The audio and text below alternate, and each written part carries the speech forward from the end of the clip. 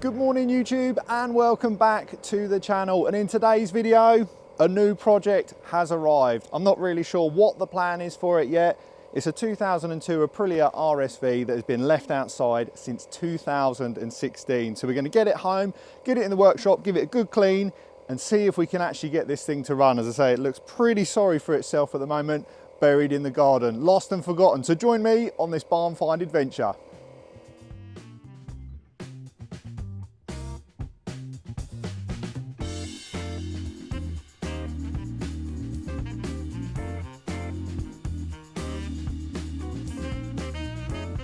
The first challenge was getting the RSV out of the garden. You'd think this would be pretty straightforward, but unfortunately an old van that had been used as storage was currently blocking the exit from the garden.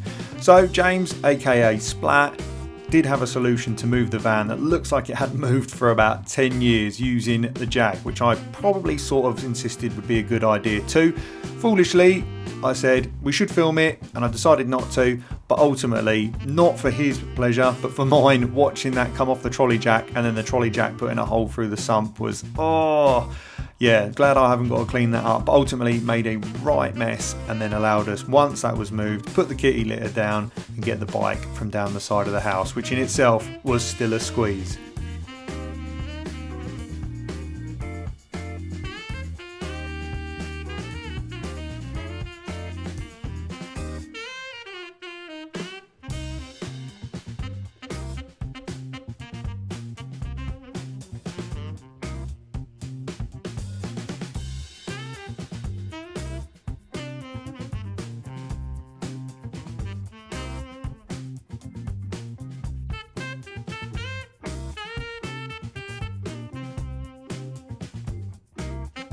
With the RSV safely strapped down in the back of the van, it was time to make my way home, which thankfully was only a couple of miles away.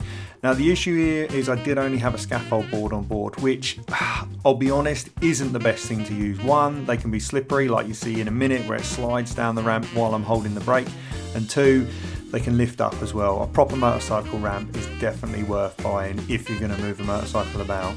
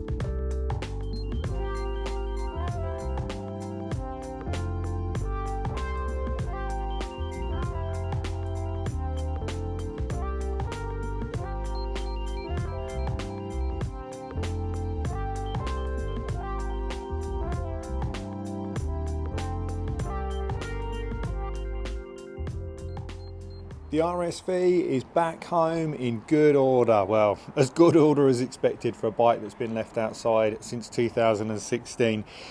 Initial impressions, we've obviously got some issue with the slave cylinder. I've got no issue with fluid leaking, but obviously it's not putting any force on the clutch, so it could be the master cylinder or the slave cylinder.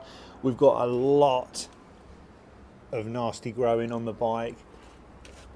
First things first is going to be giving it a good clean over with the pressure washer, remove all the loose grass, grime that's on there. It does seem to roll, there's nothing seized on the chain.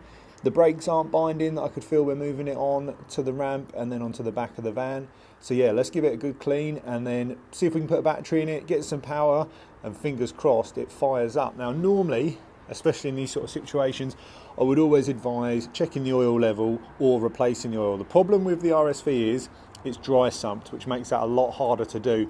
Now Splat, my friend who we got it from, said when it was put away it had oil in it, everything was fine, it was just turned off, and his dad didn't ride it anymore. So we're going to have a look, obviously see if it fires. If the oil pressure light doesn't clear off, we're going to turn it off straight away, but thankfully it wasn't particularly dear, so I'm not too worried if unfortunately the engine did die. It wouldn't be ideal, but it isn't one of those things, especially like some of the other stuff I've got in the garage, that I'd be terrified if like the Ducati engine went bang. So yeah, let's give it a clean and then we'll move it into the workshop.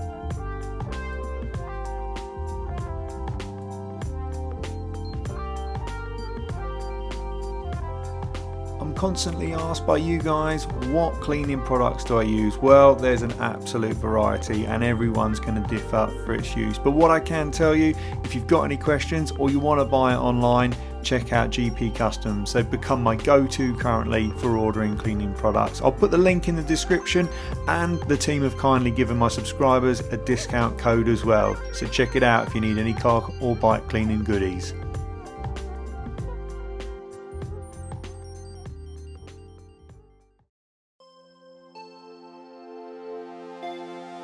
For those of you that haven't used snow foam, I would strongly recommend it, especially in situations like this, as it really breaks down the grime that's obviously attached to the bike. Now I did 2 coats of Built Hambur's snow foam, left it on for about 5 minutes, and it just broke everything down.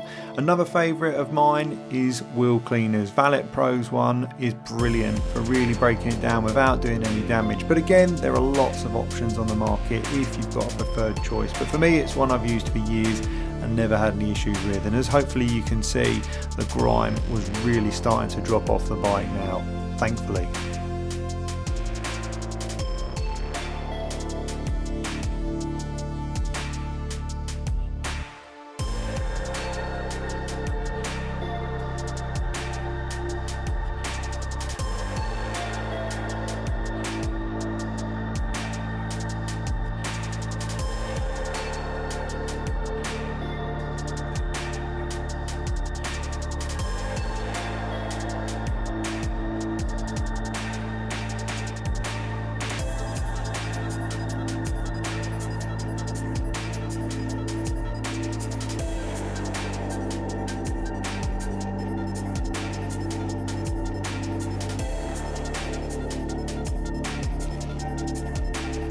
With the bike fully washed down, hopefully you can see the wonders that the cleaning products have worked. It just doesn't look anything like the bike I'd collected 3 or 4 hours earlier, and has completely transformed it. Now it's far from finished and it will need to be stripped down and then inside all the fairings cleaned as well. But for this time being, I'm happy to get it in the workshop and begin sorting the issues.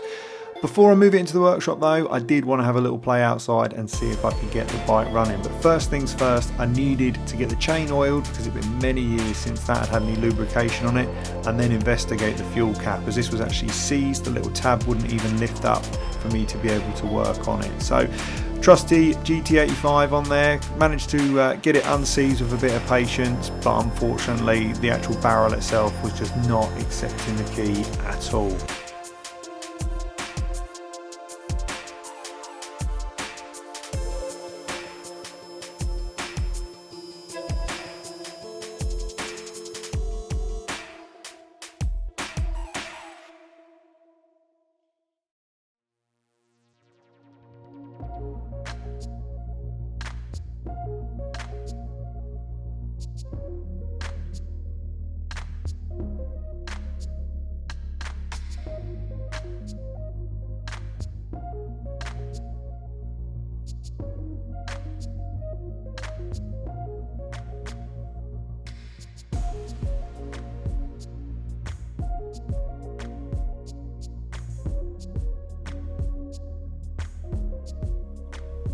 before I moved the bike into the garage, I thought it might be worth just seeing if it would start outside. Obviously inside the garage you're a bit more confined, it's never going to smell particularly nice. A bike of this age, even though it's fuel injected, doesn't have any catalyst, so it can be a little bit fumy.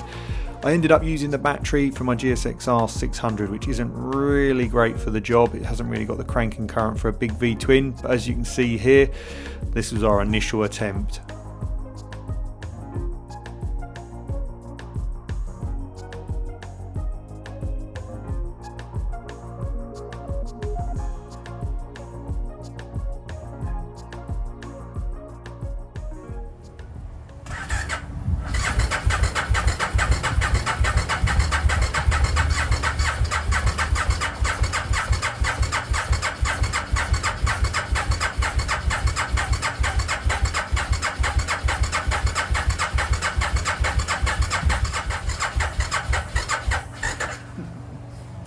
Too flat, innit? That fuel smells awful. Yeah. It needs Smells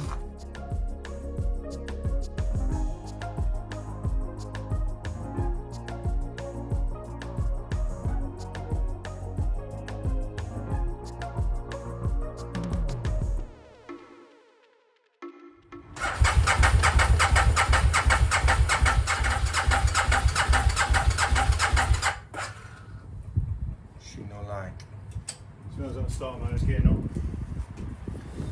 Wonder if that's fuel pump. Well, the fuel pump's kicking in. It's sort of, don't stink.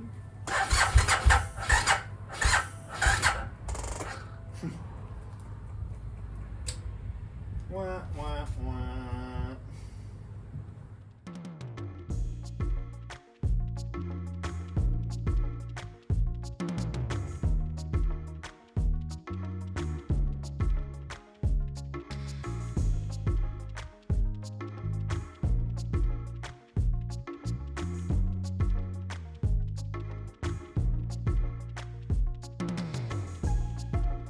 Sadly, it doesn't always go like you hoped, and I did think part of me was confident that the old girl was going to fire with the jump pack on it, but sadly not the case. So needed to clear some space in the workshop, get it on the ramp. That's where the fun can really begin to try and diagnose the issue. But I also noticed when I was washing it that the tyres felt pretty low, actually having around 15 psi in them, so we got those pumped up whilst it was in there as well to make moving it around much easier.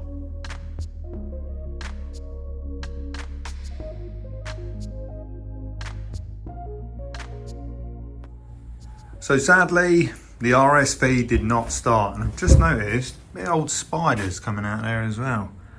Whew, look at that. But yeah, I think personally for me it's fuel. It just doesn't smell like fuel when you're firing it up.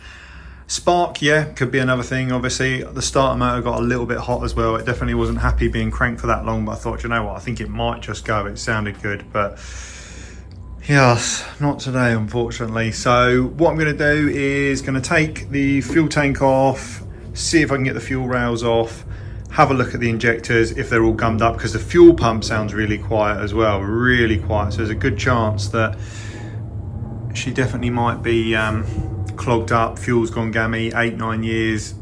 It's not going to be clever in there, I don't think, but I did hope that it might be all right. But unfortunately also, although I've got the fuel cap unseized, the barrel is just not opening on the key, and I've learnt in life if you have to force something, you're going to break it. So yeah, I'm going to try and get it apart now, and we'll have a look at what the fuel looks like. If that's all jelly and gummed up, that's going to be why it's not firing.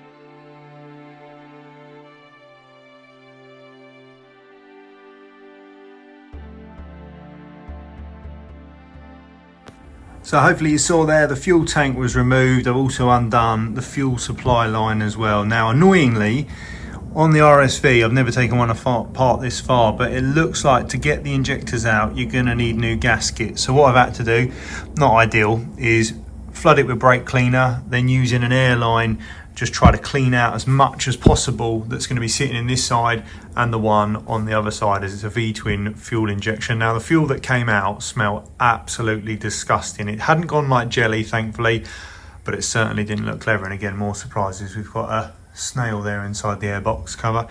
But I'm kind of hoping this might work. We've still got the problem. We're trying to get the fuel tank open over there, get that fuel out. I have got fresh fuel in here. So we've got a can that I had for the Project Huni Grom, for those that have seen the video where I built the 300cc Grom. Stupid thing, really stupid. But at the moment that's in, having its exhaust built as we speak. But yeah, back on track. Need to try and get the fuel cap open, and then fingers crossed put some fresh fuel in the tank. Try and start it again, really.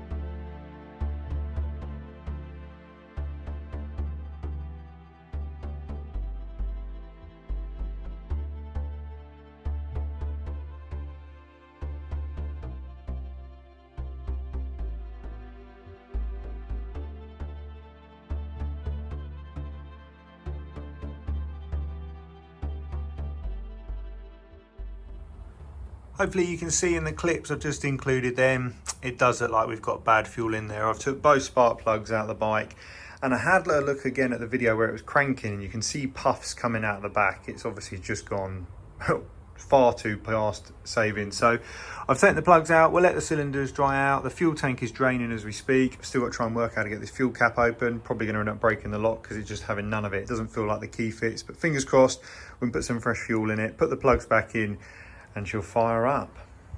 So yeah, that's it for tonight.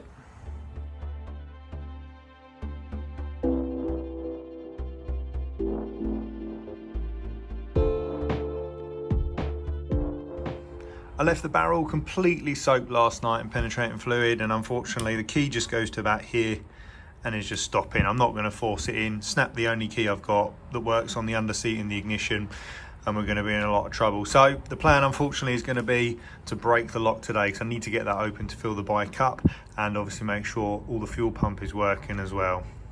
Obviously disturbed a lot of homes yesterday. That is a big old boy, that. Look at the size of the arse on it, like compared to my thumb, and I've got a big thumb.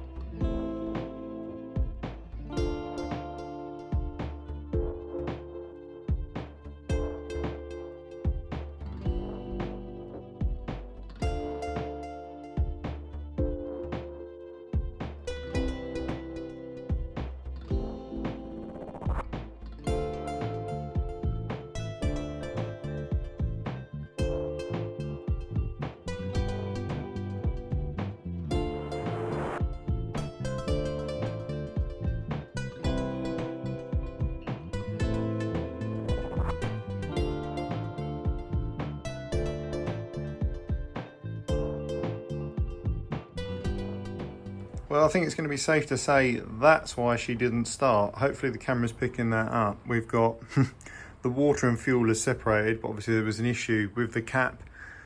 But you can see there, oh, grim. So I'm going to keep running the pump through until we obviously get pure, neat fuel in there, because that's what's going into the rail.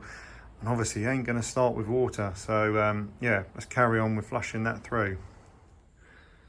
So there's another run through on the pump, kept going until obviously I've got nothing that's separating in there. God, that looks a much better colour as well than the brownie colour before. It almost looked like Lucozade. So I've got this bolt off, which we're going to have to put a new washer on. Really, I'd want to take all this apart to get all the injectors cleaned out, but without those seals, God knows how long it's going to be down for. So I'll put it all back together. If it starts now, brilliant. If it doesn't, it will be taking all of the injector sort of, I guess, the fuel rail. They're not really a rail, it's just like a link bar there, but I'm going to need a seal if I do take it off. So Fingers crossed we put it back together and she starts. But the good news is the fuel pump is working still fine. And just quickly, a comparison. On the left is what's coming out the pump now, and on the right is what came out of the fuel tank when I first drained it yesterday. Yeah, clear to see that was not happy to run, and hence the reason it didn't start. Fingers crossed.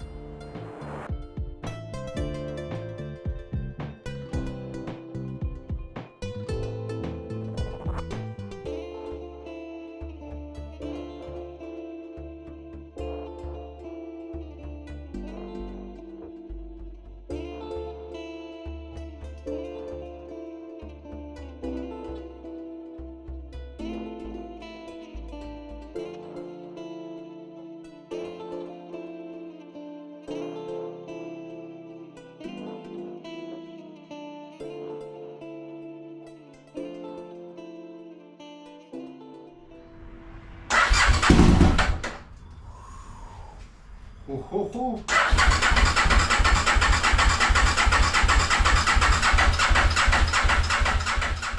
So good news. It looks like it's going to run. You probably heard there a brief fire and then black smoke again. So I'm worried about this battery that I'm borrowing from my trusty GSXR 600. Hasn't really got the minerals, hence the jump these yesterday. So I put it back on charge. It's refusing to start again, which I think there's still a good chance there's stuff in the tank or potentially in the fuel rail. I'd really love to take those covers off and be able to clean all inside the injectors, but without gaskets, it's just not an option. So I'm going to try again with that process of filling it with brake cleaner, trying to flush it out, do another pump run, make sure it's still coming out clear, what we've just done in the previous bit, which I won't film because it's going to be exactly the same process. And then we'll see on the next clip, fingers crossed, she's going to fire.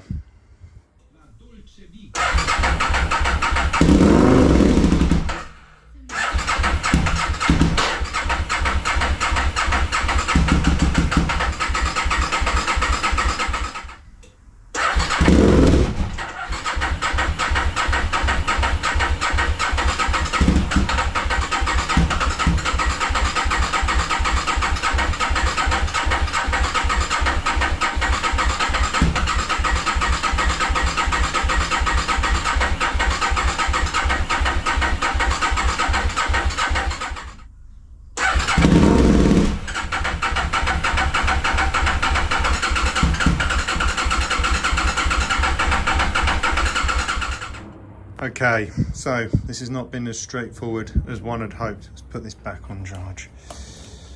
These gaskets that I need, which are on the other side for holding the fuel injectors in, are no longer available. I've checked on Fowler's Parts, where I normally get all my Aprilia bits here in the UK. It's discontinued, and you had to buy the whole gasket kit for £400. So it just keeps doing the same thing. I'm getting a splutter. It's obviously a lot better every time I clean the rail out. I get a fire and then it stops. So I'm almost certain it's to do with the fuel in. The fuel's coming out clear. I've checked it again. So what I'm going to try now is open the airbox lid and spray a bit of easy start just to see if I can get it going. Obviously, if it does run, hopefully it'll pull the water or whatever's left in the rail through. If not, I am just going to have to strip it down and unfortunately admit defeat and then look at getting some custom gaskets made, which is an absolute pain, but such is life, unfortunately.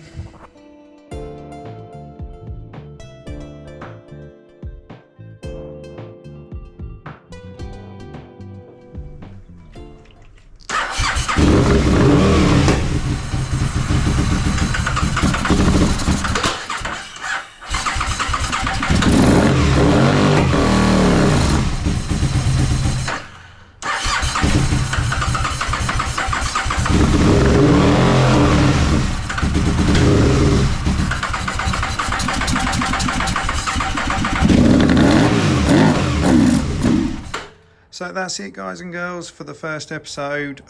Not a great success. I mean, the good news is we know that mice haven't eaten the wiring loom.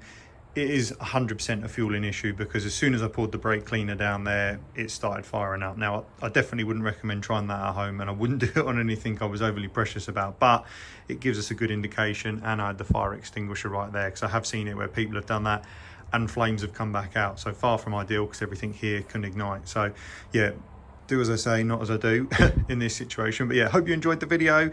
If so, you make sure you hit that like button, consider subscribing, and hopefully in part 2 we will actually get this to run and start properly, and obviously start addressing things like the clutch. I've noticed that the Rear brake is also dead, and yeah, bringing her back to former glory.